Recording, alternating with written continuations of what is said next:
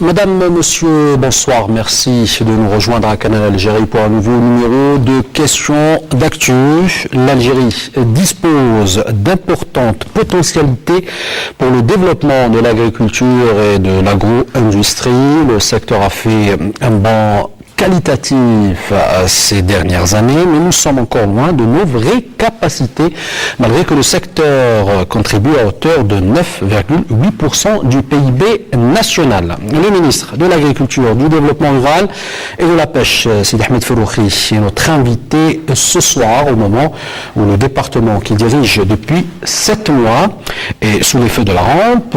L'agriculture est une alternative très efficace à la rente pétrolière. Il accepte donc de venir répondre à nos questions. Merci d'être avec nous ce soir. Merci pour votre invitation. Et avant de revenir à vous, je vous propose de suivre avec nous ce compte-rendu qui retrace de manière exhaustive l'état du secteur et on revient juste après.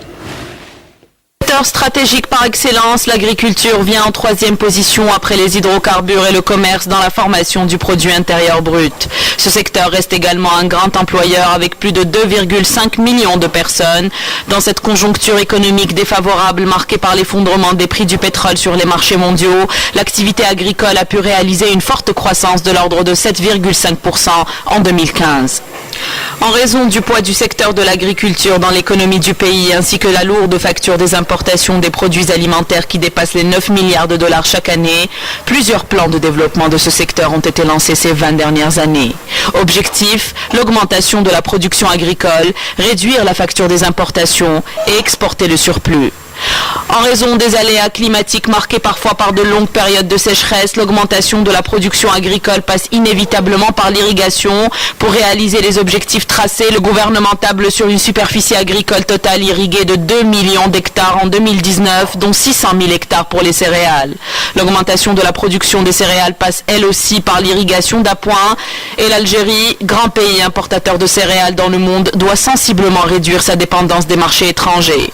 Le même exemple s'applique au lait, dont la réduction de la facture des importations est devenue un objectif prioritaire du gouvernement. Dans l'ensemble, le bilan fait par le ministère de l'Agriculture, du Développement rural et de la Pêche fait ressortir une avancée notable concernant la production des différents produits agricoles, un excédent de la production maraîchère et fruitière et une nette augmentation des productions de lait et des viandes rouges et blanches. Des excédents qui mettent parfois en difficulté le système de régulation du marché, remettant en cause les efforts faits par l'État et les agriculteurs pour augmenter la production agricole. Malgré ces faiblesses et une politique de régulation qui manque d'efficacité, le secteur agricole reste porteur d'une forte croissance dans cette conjoncture économique défavorable, marquée par une baisse sensible des revenus pétroliers. Alors, M. Ahmed Ferroukhi, pour entamer notre entretien ce soir, je vous poserai une question directe et simple. Comment se porte l'agriculture aujourd'hui? Vous êtes à la tête du département depuis 7 mois. Je pense que l'agriculture s'est développée au cours de ces dernières années fortement. Elle a aujourd'hui des points forts, elle a aujourd'hui aussi des points faibles. Il faut le reconnaître, il faut le constater sur le terrain. Depuis ces derniers mois, j'ai eu, à travers les missions que j'ai effectuées, à travers l'écoute ouverte que j'ai eue avec l'ensemble des acteurs du secteur. Quand on parle de l'agriculture, il y a à la fois les agriculteurs, il y a aussi les opérateurs, il y a le secteur comprend aussi les pêcheurs, les autres types d'intervenants.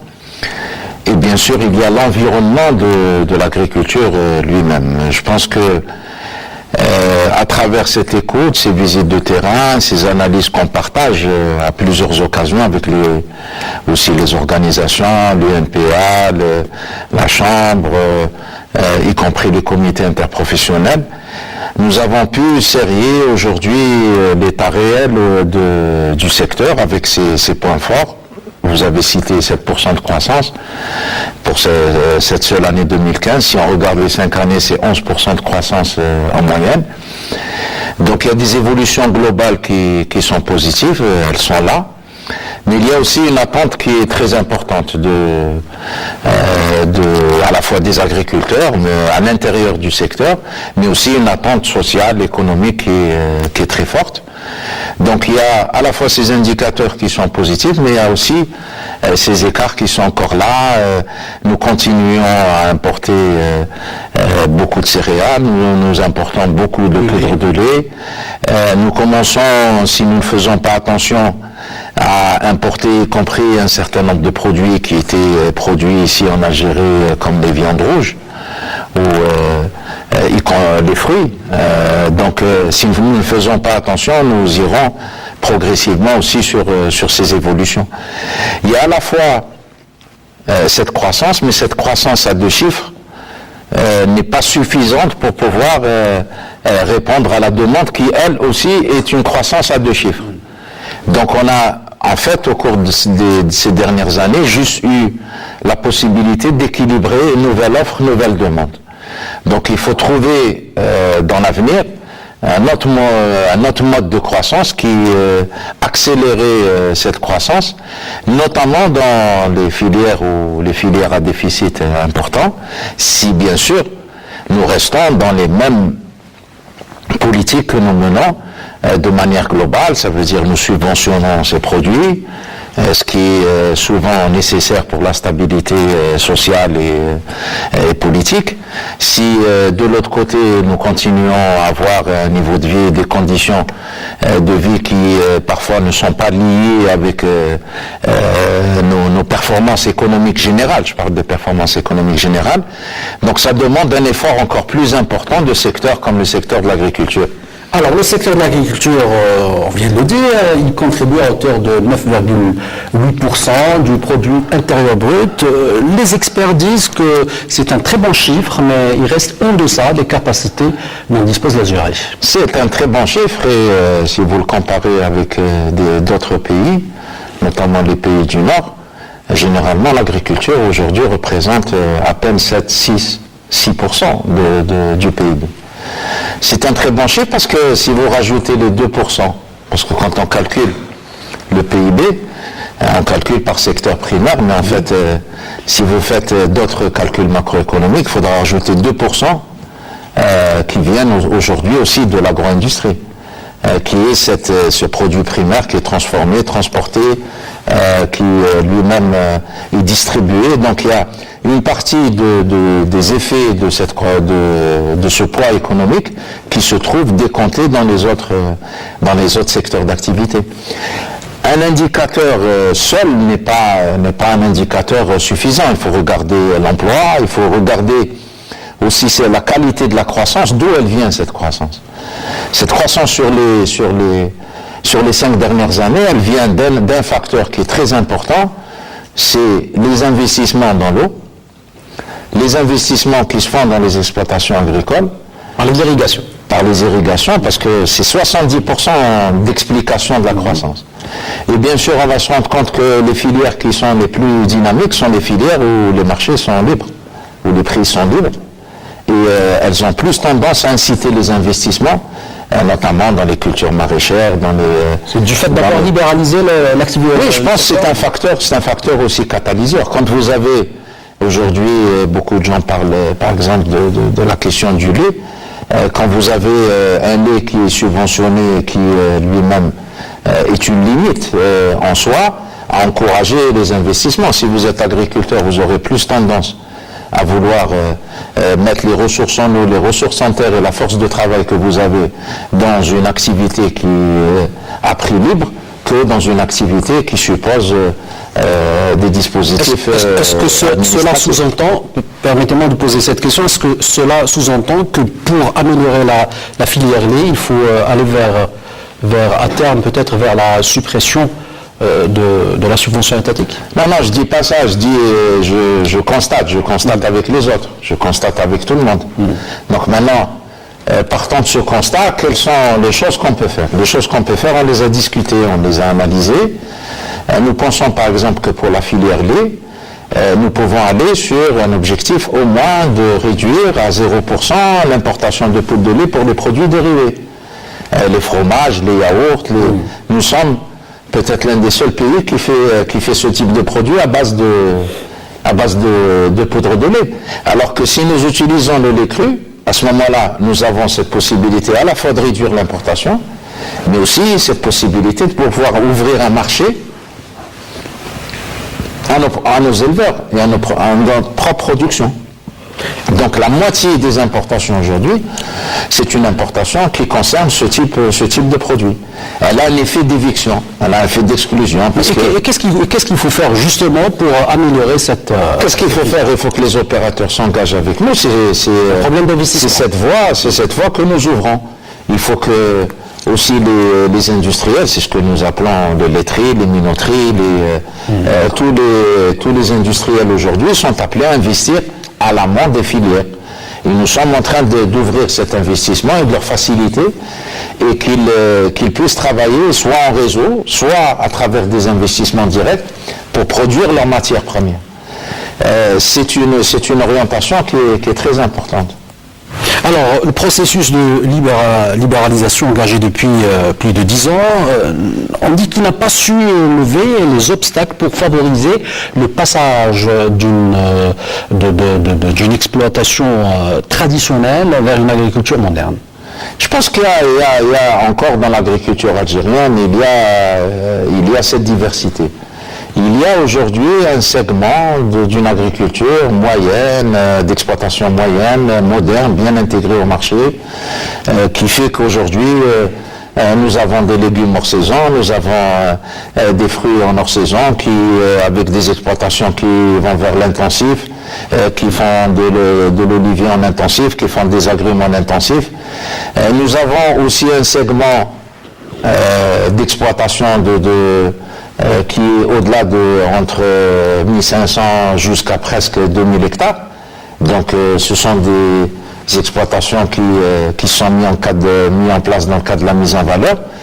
Maintenant, il reste ce segment traditionnel, ce qu'on appelle le segment traditionnel, qui est dans l'agriculture de montagne, qui est dans l'agriculture saharienne, qui est dans cette diversité de ce qui est aujourd'hui l'agriculture algérienne. Aujourd'hui, sur le plan du nombre, il est important, mais sur le plan du poids dans le marché, il est moins important. Donc, si vous prenez le nombre, vous êtes tout de suite à un tiers, plus d'un tiers. Mais si vous prenez en termes de quantité, ce qu'il représente en chiffre d'affaires dans les filières, il est moins important. Mais c'est vital d'avoir cette diversité, parce que la diversité est une force.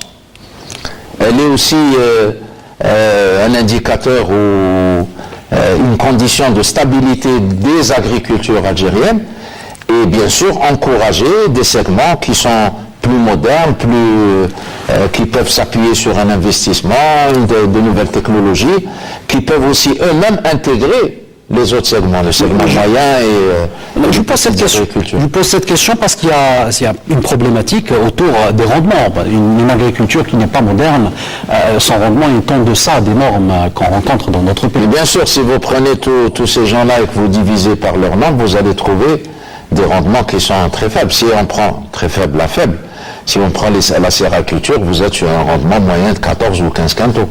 Mais à l'intérieur de ce rendement moyen, il y a une diversité statistique. Vous allez vous rendre compte qu'une proportion importante est à des niveaux de rendement de 20, 25, 30 quintaux à l'hectare. Maintenant, ce qui est important, c'est de pouvoir travailler dans les filières et de pouvoir intégrer tous ces acteurs dans une logique de modernisation, dans une logique d'intensification, et ça se fait filière par filière. C'est ce travail que nous faisons, que nous continuons à faire et que nous voulons élargir. Cette expérience, elle est là depuis la mise en place des programmes présidentiels, notamment depuis 2000.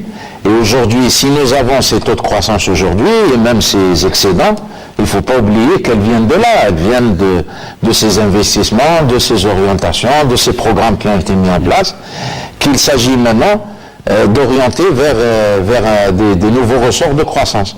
Alors c'est quoi? Vous allez me dire, oui, mais on fait comment? Eh bien, on fait comment? Il faut des investissements privés massifs, parce que l'investissement public va avoir tendance à diminuer compte tenu des conditions économiques dans lesquelles nous sommes et nous serons sur la prochaine période. Il faut que ces investissements soient intégrés, que nous arrêtons au moins que nous limitions d'avoir une démarche qui est désossée. Ça veut dire que nous encourageons les industries d'un côté, nous encourageons le stockeur de l'autre, nous encourageons l'agriculture ou l'agriculteur de l'autre côté, avec des dispositifs qui sont différents, dans des territoires différents. Et à un moment, on se dit, bon, ces gens-là, ils vont se rencontrer quelque part. Donc, si j'aide celui qui fait le froid, celui qui fait le conditionnement, celui qui transforme, celui qui fait la production, on suppose que dans l'économie, ces gens-là vont se rencontrer. Ils vont se rencontrer, ils vont pouvoir travailler ensemble. Eh bien non, ça se fait pas. En tout cas, ça se fait pas toujours. Donc c'est pour ça qu'il faut aller vers un modèle où les investissements sont dès le départ intégrés. Des grandes fermes qui pourraient intégrer à la fois de la transformation, du stockage, travailler sur des variétés qui elles-mêmes sont des variétés intensives. Elles peuvent à la fois jouer ce rôle-là, mais aussi jouer le rôle de locomotive pour les autres.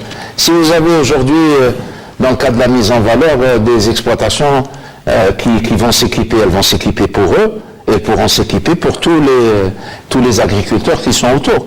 Elles pourront transformer leurs produits, mais transformer aussi tous les agriculteurs moyens qu'il y a autour d'eux. Donc c'est ce modèle-là qu'il faut lancer, c'est ce que nous faisons. Tous ces systèmes doivent être en irrigué, il ne faut pas compter de continuer à travailler dans un système pluvial parce qu'il est trop incertain, il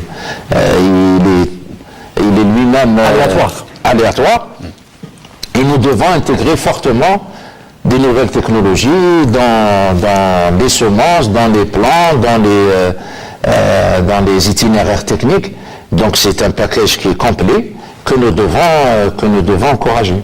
Alors vous avez parlé d'investissement. Est-ce que les organisations patronales aujourd'hui adhèrent à la politique agricole en Algérie? Je pense qu'elles adhèrent, elles ont émis un certain nombre d'idées, ces idées se rejoignent.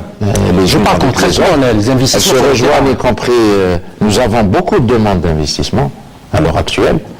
De l'autre côté, nous avons fait le bilan dernièrement de ce qui a été attribué dans le cadre de cette logique. On est à plus de 350 000 hectares pour 1000 investisseurs. C'est ce qui est très important. Nous lançons encore des études sur 600 000 hectares, donc nous serons dans le million prévu. Maintenant, la question qui va se poser, c'est, et sur lequel nous travaillons, comment catalyser la mise en œuvre de ces projets? Parce que les attributions se sont faites, nous sommes en train de faire le point avec les wilayats pour libérer toutes les dernières entraves qui existent au niveau local en termes de délivrance des actes. Car les collectivités locales ont une responsabilité aussi. Ils ont un rôle important au niveau local, parce qu'il faut savoir que sur le foncier agricole, ça se joue avant tout à travers des procédures qui sont au niveau local. Mais nous, il y a une intelligence de travail entre le niveau central et le niveau local. De l'autre côté, nous avons ouvert un espèce de couloir, un corridor pour permettre, parce que nous avons discuté avec les gens de la filière lait, avec les minotiers céréaliers, avec même les importateurs de l'arboriculture, avec les engraisseurs de viande rouge, en leur disant, en les appelant à investir dans les filières dans lesquelles ils sont, à l'amont pour pouvoir sécuriser leurs matières premières et aussi s'inscrire dans un mouvement d'exportation. Ne pas s'inscrire qu'automatiquement que dans une substitution d'importation. Aujourd'hui, nous commençons à recevoir beaucoup de projets d'opérateurs qui sont sérieux, qui sont connus, qui sont historiquement bien implantés dans ces filières. Et on est en train d'essayer de leur faciliter les choses avec le niveau local, au niveau des wilayats, pour trouver les endroits où nous ferons des grands investissements dans la filière lait, dans les grandes fermes laitières, dans les fermes céréalières. Je pense qu'il faut un mouvement qui est un mouvement d'ensemble, que tout le monde doit accompagner. C'est l'orientation que nous prenons. Est-ce qu'il y a des demandes d'investissement étrangers? Est-ce qu'il y a des étrangers qui veulent venir investir? Il y a beaucoup d'étrangers qui accompagnent ces investisseurs, qu'ils soient... Je parle d'investissement direct. Hein. Oui, mais ce qui est important pour nous, c'est le fait que nous avons aujourd'hui deux sources possibles de cet investissement privé. Nous avons le monde agricole lui-même. Et le monde agricole, des agriculteurs, des éleveurs, des opérateurs qui sont là depuis 15 ans, qui ont développer leurs capacités. Nous en connaissons beaucoup qui se sont développés. Certains ont commencé dans la semence de pommes de terre, d'autres ont commencé dans les céréales, d'autres ont commencé par des investissements dans le froid. Et aujourd'hui, ces opérateurs sont ils ont des tailles de groupe. Donc ceux-là sont bien ancrés dans le monde agricole. Et ils disent, nous voulons étendre nos activités. Nous avons les moyens d'investir, nous avons les moyens de participer plus à travers eux-mêmes ou à travers même leurs enfants qui ont investi dans ces domaines-là. Donc il faut accompagner ces extensions d'activités parce que c'est des agriculteurs, ils sont là, ils sont enchâssés dans le territoire et ils peuvent faire ce mouvement. Il y a aussi l'autre flux, l'autre mouvement qui est le mouvement d'industriels, minotiers, laitiers, distributeurs d'engrais, conserveurs de tomates, qui disent nous voulons travailler notre matière première, nous voulons aller à l'exportation, nous devons avoir une qualité que nous arrivons à maîtriser. Certains achètent de la matière, si vous achetez de la poudre de lait, aujourd'hui elle est à $2 000 la tonne, dans 6 mois elle est à 4 000. Je veux dire, vous avez un problème de positionnement stratégique dans la filière parce que vous ne maîtrisez pas vos coûts de sourcing de matières premières. Donc c'est pour ça que c'est important que ces deux sources d'investissement soient encouragées pour qu'ils construisent une dynamique plus forte dans les 3 prochaines années. Alors aujourd'hui, plusieurs régions du pays sont approvisionnées en fruits et légumes depuis les régions sahariennes, l'Oued, Biskra, Ouedgla, la Route aussi. On dit que l'avenir, c'est le sud du pays. L'avenir, c'est certainement aussi ces nouvelles zones agricoles qui ont cette capacité de produire en hors saison, qui viennent compléter les zones du Nord dans les différentes filières, qui ont cette disponibilité de la ressource en eau qui n'est pas toujours suffisante ou existante au niveau notamment des zones tampons entre les zones du littoral et les zones sahariennes. Aujourd'hui, il y a 350 000 hectares en irrigués dans les wilayas du Sahara. C'est un effort énorme qui a été fait au cours de ces 15 dernières années. Nous sommes passés de 300 000 hectares en irrigués à 1 200 000 hectares en irrigués. Nous visons 2 millions d'hectares. Je crois que c'est dans ces zones-là où nous avons le plus grand potentiel. Bien sûr, il faut être raisonnable, il faut être en même temps rationnel. Le potentiel, il est partout. Il est partout, il peut s'exprimer partout. Il faut qu'on trouve l'intelligence collective. Hein. C'est pas le ministre qui va le faire. C'est l'ensemble des acteurs dans une démarche unifiée, convergente, qui permet à un moment ou à un autre de mieux valoriser un territoire. Je prenais pour exemple, nous avons sorti il y a quelques semaines la carte des pôles agricoles. Et nous-mêmes, nous avons été étonnés par la multiplicité aujourd'hui d'existence de pôles qui ont émergé. Certains se sont développés. Il y a des communes entières qui produisent, qui sont dominantes dans un produit. Donc maintenant, il faut les aider, il faut les accompagner par des investissements du pays. Partout. Partout, dans toutes les wilayats, vous aurez des communes qui sont spécialisées dans, si vous allez à SIG, vous allez retrouver un pôle pour l'olive. Si vous allez Habra, vous allez trouver aussi un pôle pour encore existant et qui a été redynamisé pour les agrumes. Si vous allez Nidel, vous allez retrouver un pôle, bon, même s'il est modeste, mais il est quand même important, de production de Tajilbena. Si vous allez à Relizane, vous allez trouver une commune entière qui est presque dominante à 40% dans la production Tal Qarnan. Je veux dire, ça, c'est les réalités de ce que nous avons. C'est ce qu'on a construit et ce qu'on a aidé à se construire. Maintenant, il faut faire évoluer ces réalités économiques. Là, il manque du transport, là, il manque du froid, là, il manque de la transformation, là, il manque. Et c'est ce que nous essayons de développer aussi avec les collectivités locales, avec M. Louali. J'ai demandé à ce que M. Louali puisse mesdames et messieurs les walis, initier ou développer des journées autour de l'orientation et la promotion de l'investissement agricole, mais en partant de ce qui existe, en partant comment consolider l'existant, comment développer ces capacités qui se sont mises en place. Nous avons planté plus de 400 000 hectares au cours de ces 15 dernières années. Nous avons mis de l'oléiculture là où elle n'existait pas. L'oléiculture n'existait pas, Felgarara. Et aujourd'hui, elle existe dans une superficie qui est signifiante, qui n'est pas insignifiante. Donc, nous devons regarder ce que nous avons. Petit, moyen ou gros, peu importe. Nous ne pouvons pas faire la fine bouche au moment où nous sommes.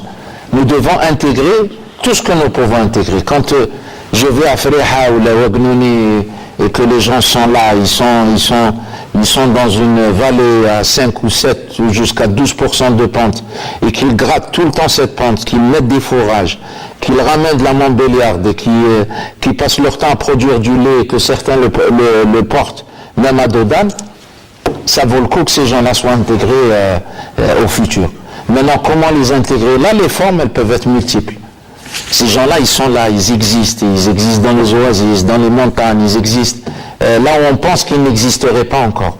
Et c'est ce travail-là qu'il faut arriver à faire à l'échelle locale, à l'échelle régionale et à l'échelle nationale, avec un tissu d'acteurs.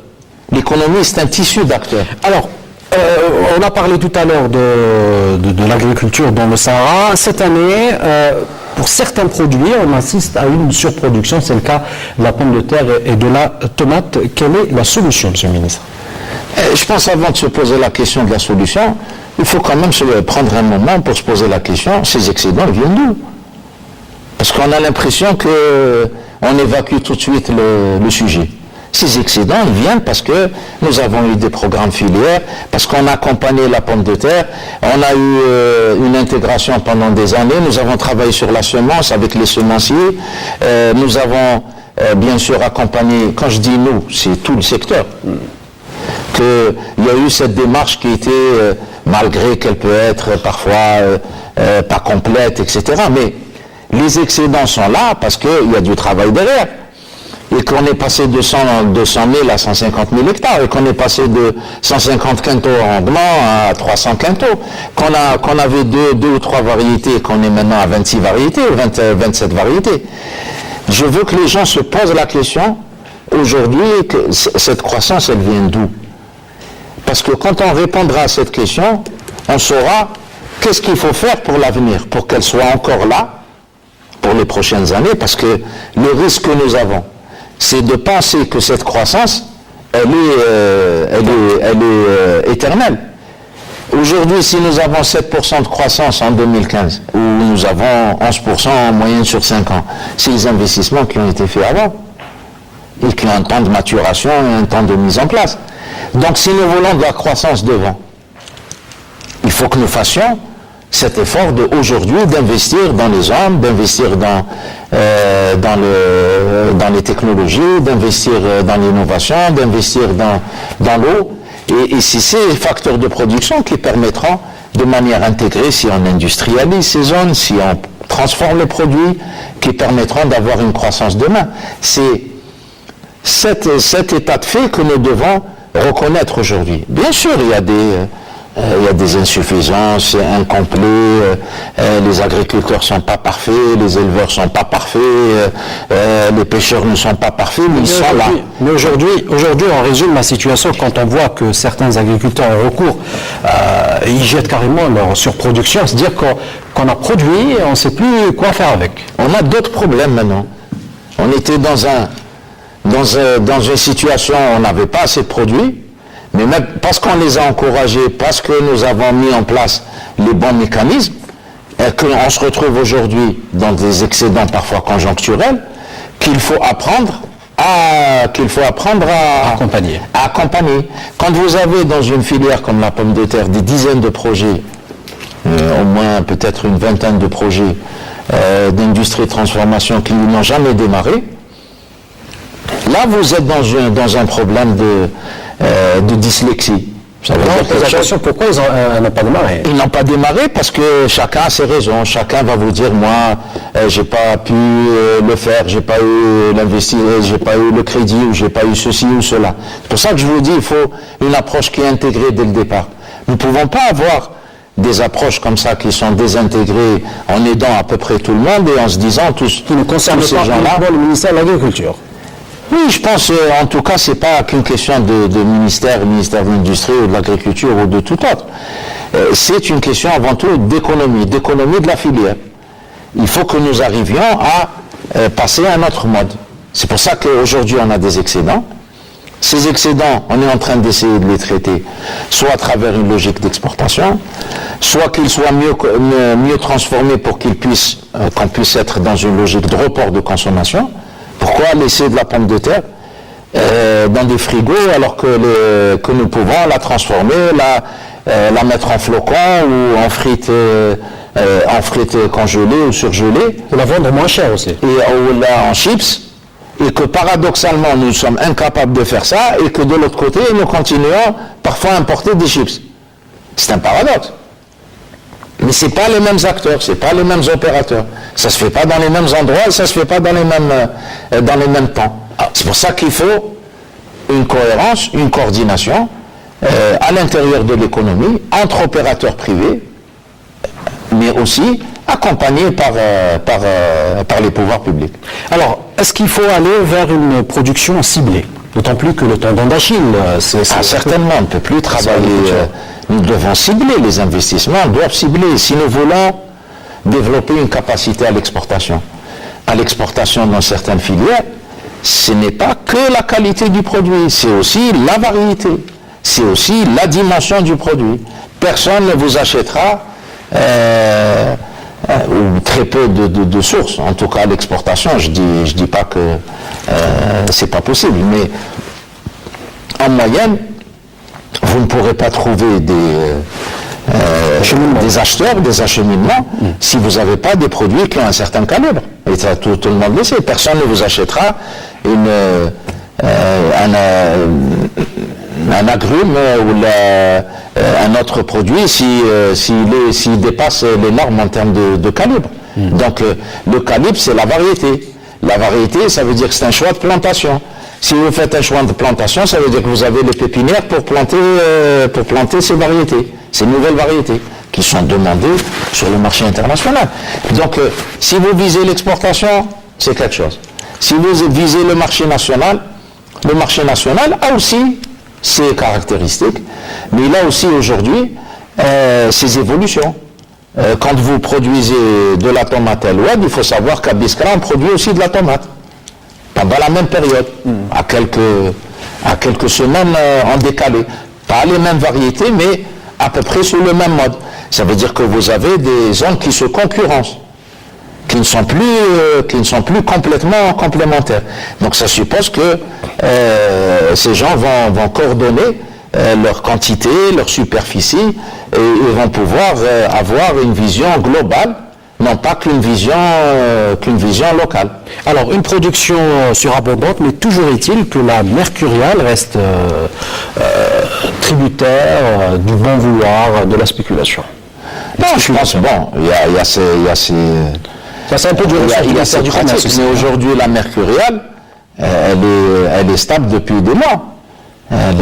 Aujourd'hui, tous les efforts qui ont été faits au cours de ces dernières années font y compris pour une filière comme la pomme de terre ou une filière comme la tomate. Regardez le prix des fruits et légumes, regardez le prix de l'aviculture, même si on est en train d'observer de manière particulière avec les professionnels pour éviter un effondrement trop important.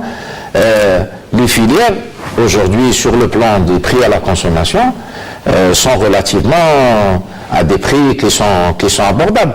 Maintenant, comment faire pour que ça reste stable, que les agriculteurs puissent continuer à investir, ne pas perdre de l'argent, faire en sorte qu'ils réinvestissent une partie de cet argent dans l'investissement pour moderniser leurs outils de production. C'est ça l'objectif. Alors, on disait le tendon d'Achille de l'agriculture algérienne reste le secteur de la l'agriculture. Qu'en est-il à l'avenir? Peut-on arriver un jour à l'autosuffisance en matière de blé tendre et dur?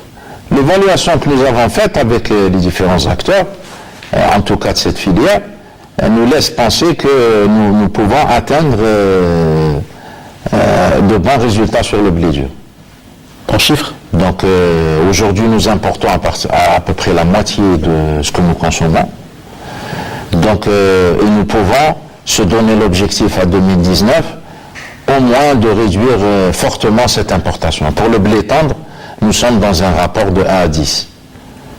Je parle de la consommation formelle avec la collecte que fait les céréales. Je ne parle pas de tout ce qu'on peut compter dans l'informel et d'autres utilisations du blé tendre. Parfois, même quand il est de mauvaise qualité, l'utiliser pour la consommation animale.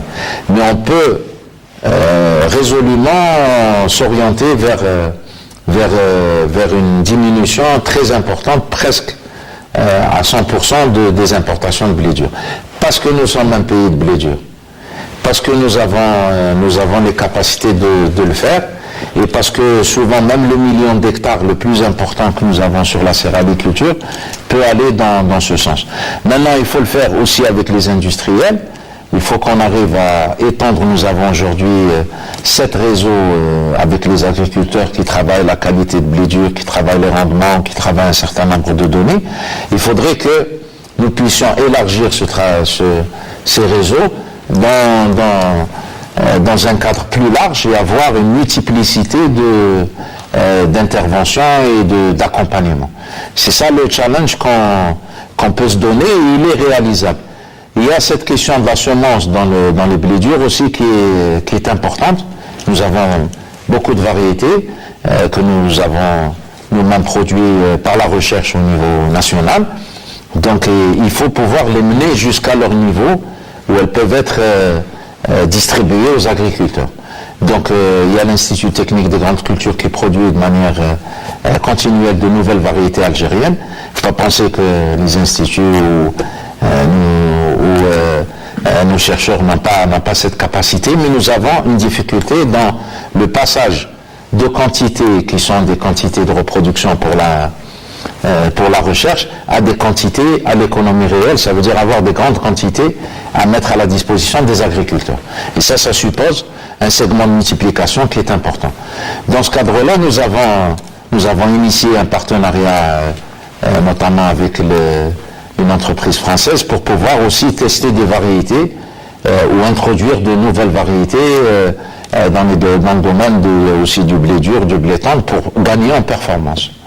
L'un des maillons faibles, ou disons l'un des obstacles que rencontre l'agriculture en Algérie concerne la ressource humaine, la main-d'œuvre autrement dit. On dit que les jeunes aujourd'hui n'adhèrent pas beaucoup au travail de la terre. Bon, il y a beaucoup de choses qui se disent là-dessus, c'est clair.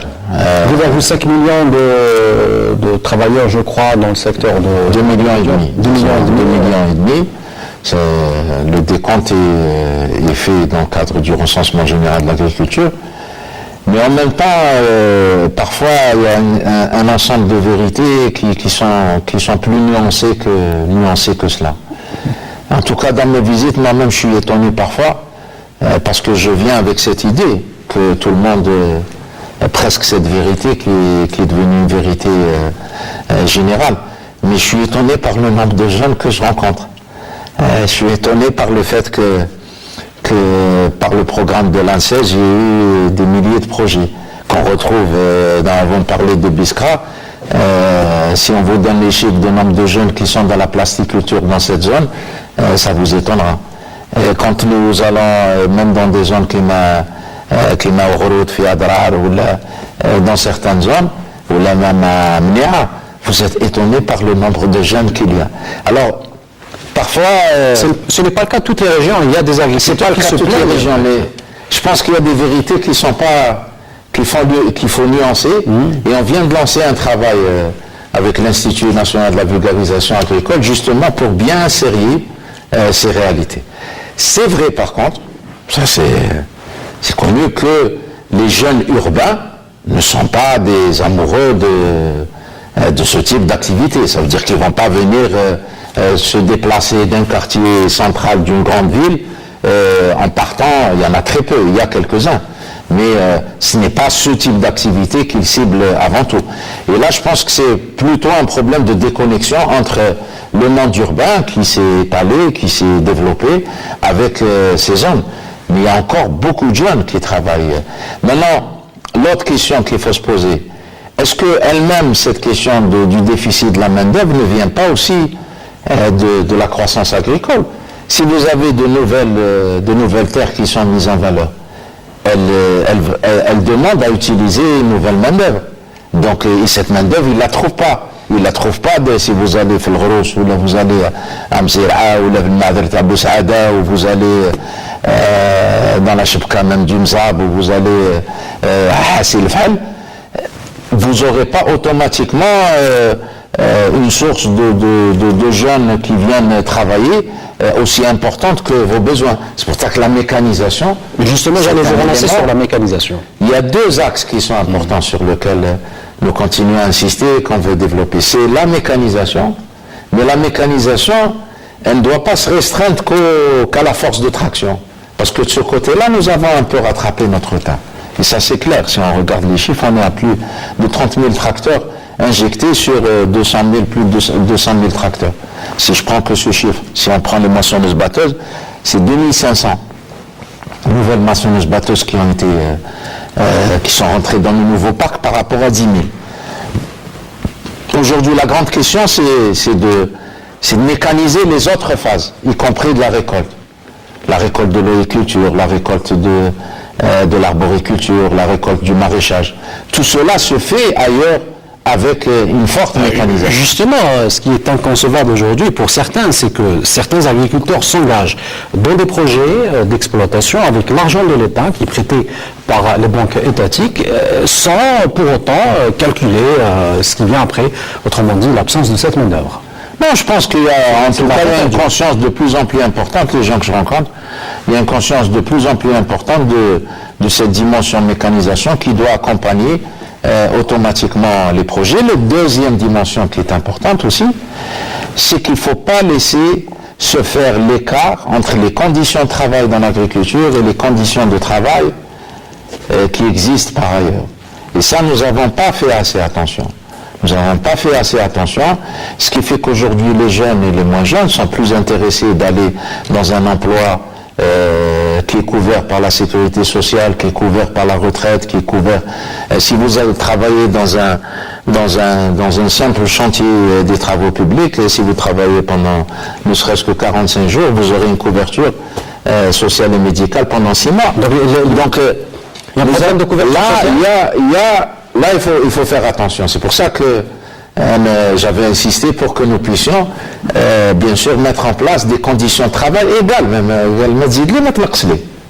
C'est la même condition. Les mêmes conditions que vous offrez pour un travailleur qui est dans les autres secteurs doivent être offertes aussi pour un travailleur agricole, un chef d'exploitation. Et aujourd'hui, nous avons, c'est vrai encore, cette question des saisonniers à régler. Parce que les saisonniers n'ont aucun contrat,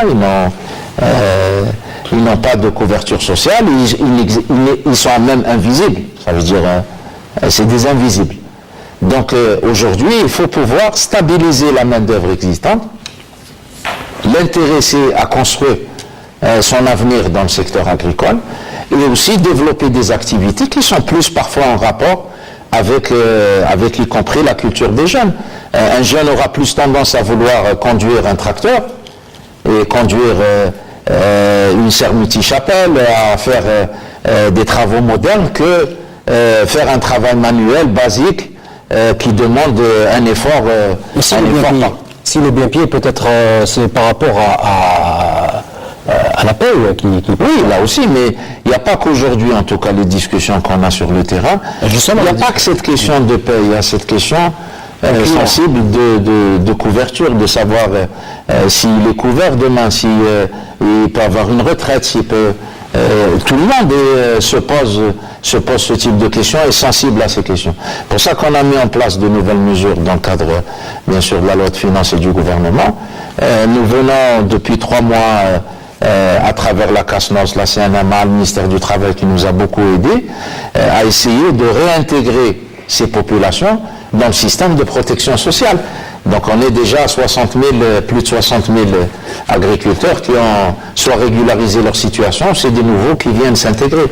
Si on parle de modernité, la modernité elle est dans tout, elle n'est pas la modernité que dans un élément. Elle est dans toutes ses composantes. La modernité, elle est une, ou elle est quelque chose qui n'est pas une modernité, qui est quelque chose qui est entre le traditionnel, l'informel, quelque chose qu'on n'arrive pas à qualifier. La modernité, elle doit être complète.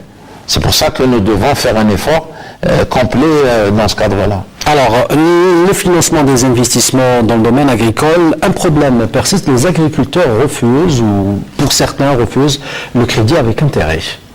Crédit avec intérêt, nous avons aujourd'hui des dispositifs qui nous permettent, comme le crédit ELFIC, de prendre en charge l'intérêt à 0%. La même chose pour le crédit en investissement, nous le prenons en charge au moins pour un certain nombre d'années, et loisir à celui qui a pris ce crédit de pouvoir rembourser avant les échéances ce crédit pour ne pas tomber sous cette logique. Je pense qu'il faut arriver à continuer à faire ces efforts dans ce sens-là et faire en sorte que, en tout cas, l'acte d'investissement soit le plus facilité possible.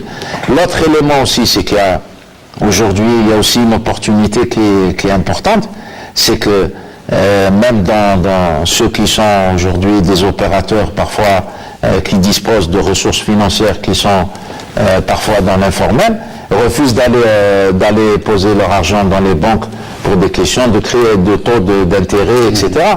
Alors nous, on les invite, au lieu d'aller les poser sous forme de taux d'intérêt, de pouvoir investir dans l'agriculture. Et à ce moment-là, ils auront moins de problèmes, en tout cas avec ces choses-là. On va en parler maintenant du problème, si on peut appeler ça comme ça, ou de la problématique plus exactement de l'irrigation. Il y a plus d'une année, un conseil restreint présidé par le chef de l'État, Baziz Bouteflika, parlait d'1 million d'hectares de plus de surface irriguée. Où en est ce projet?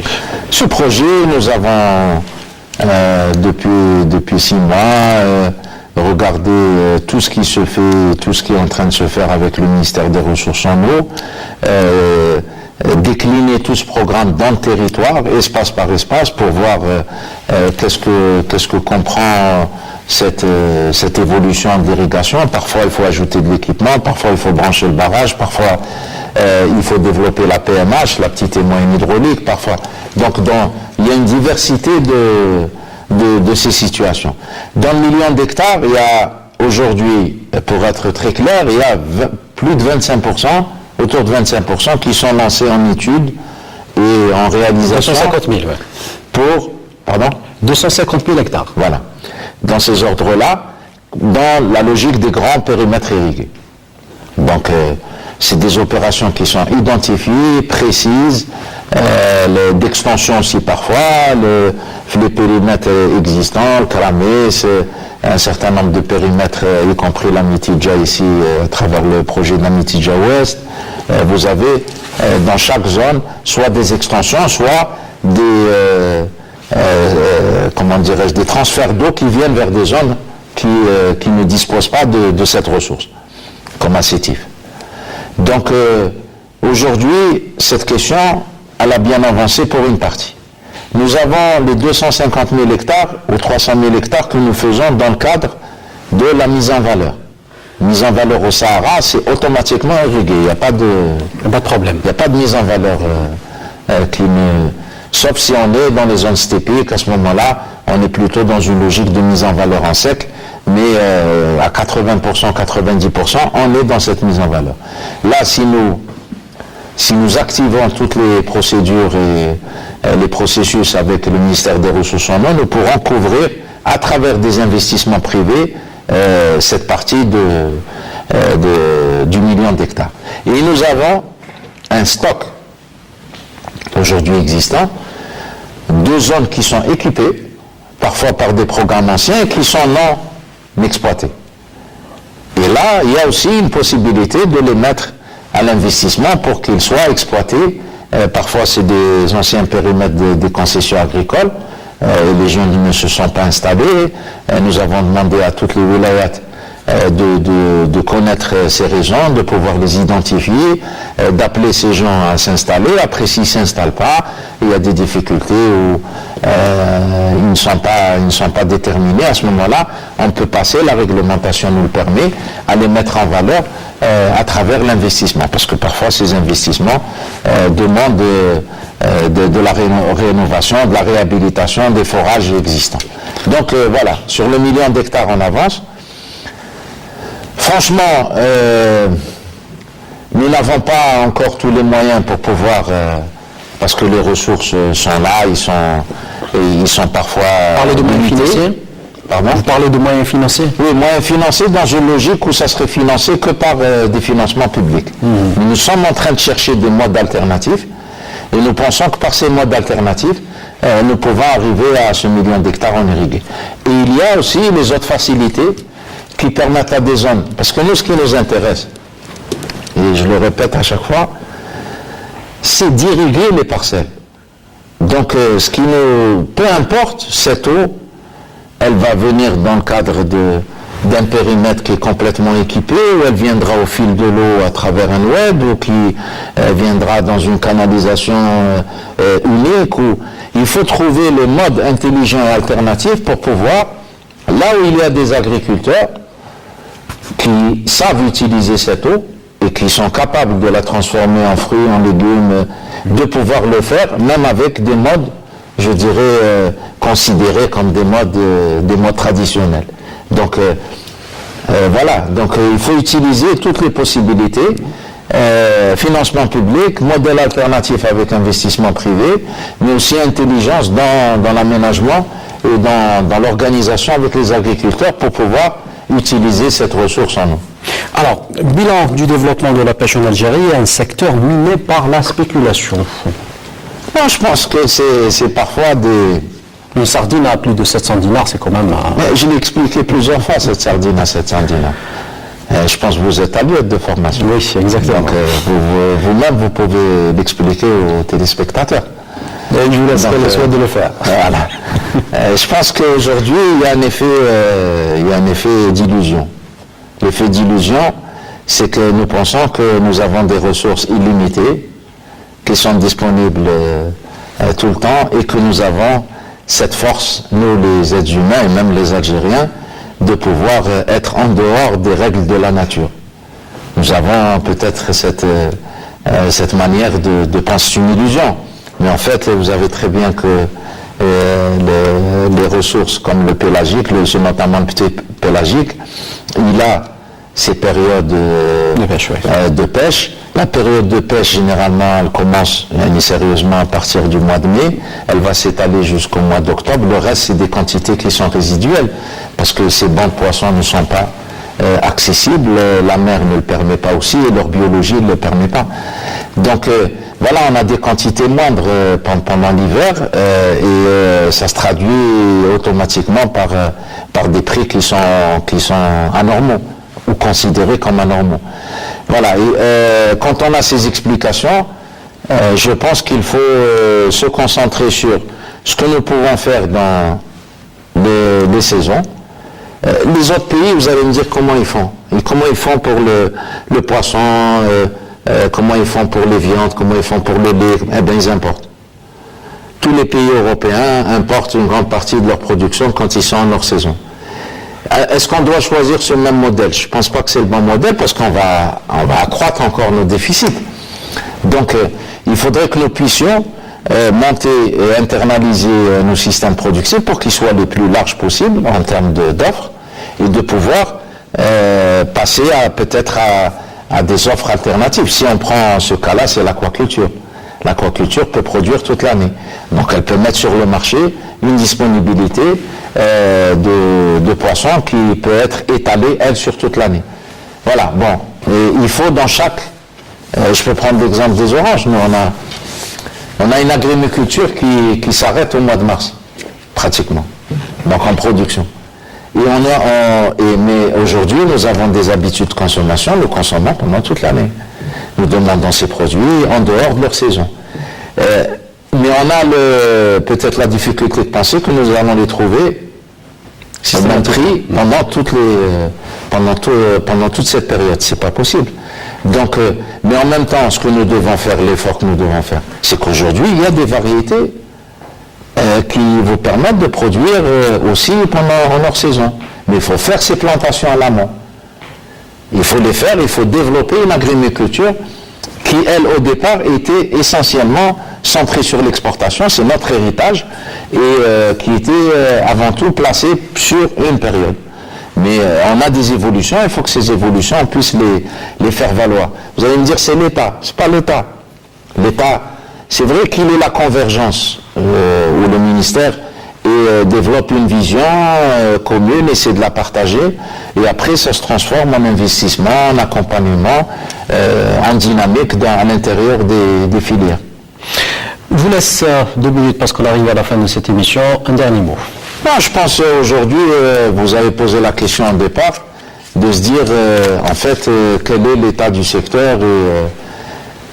Quand on regarde de plus près, quand on écoute, c'est vrai qu'on peut avoir plusieurs avis, des avis parfois qui sont contradictoires, mais les réalités, elles sont là, les réalités, elles sont visuelles. Donc j'invite beaucoup bien sûr d'observateurs à pouvoir aussi discuter dans le local et voir ces réalités et pouvoir discerner qu'est-ce que nous devons apporter de plus, comment accompagner une dynamique plus forte. Et aussi reconnaître ces gens-là qui sont ces agriculteurs, quelle que soit leur taille, ces éleveurs, ces pêcheurs, ces ménages ruraux, qui sont là, qui combattent la nature, qui font des choses auxquelles on ne pourrait même pas penser. Ça veut dire parfois dans des pentes qui sont très difficiles, dans des conditions climatiques difficiles. Et se poser la question, en tout cas c'est la question que je me pose à chaque fois, comment on peut faire pour qu'ils fassent mieux? Comment on peut faire pour les aider à l'amont et à l'aval, pour qu'ils commercialisent mieux leurs produits, pour qu'ils investissent dans ce qu'ils font, pour qu'ils construisent leur avenir, l'avenir de leurs enfants, mais aussi notre avenir. Je pense qu'il faut à la fois avoir ce regard, ces attentes qui sont fortes de l'agriculture, vers l'agriculture, mais se poser la question en se disant, ces gens-là, ils vont devenir quoi? Qu'est-ce qu'ils veulent? Et comment on peut aussi mieux les aider pour qu'ils le rendent à la société et qu'ils le rendent bien sûr dans des PIB, dans de l'emploi et dans de la croissance. Donc moi je crois que nous avons beaucoup d'atouts entre les mains. Il y a eu au cours de ces dernières années, ces 15 dernières années, beaucoup d'investissements qui se sont faits et beaucoup d'efforts qui se sont faits. Je pense que nous avons les moyens d'aller de l'avant et et de pouvoir jouer un rôle plus important. Mais nous devons accepter ce que nous sommes, les accepter tels qu'ils sont, et faire en sorte que nous puissions les aider à être meilleurs, pour que nous soyons meilleurs quand on sommes tout ce que nous sommes. Voilà. Monsieur Sidi Ahmed Ferroukhi, ministre de l'Agriculture, du Développement rural et de la Pêche, merci d'avoir répondu à nos questions. Merci. Madame, monsieur, merci de nous avoir suivis. On espère vous retrouver la semaine prochaine pour un nouveau thème de questions d'actu. Je vous dis au revoir et bonne soirée.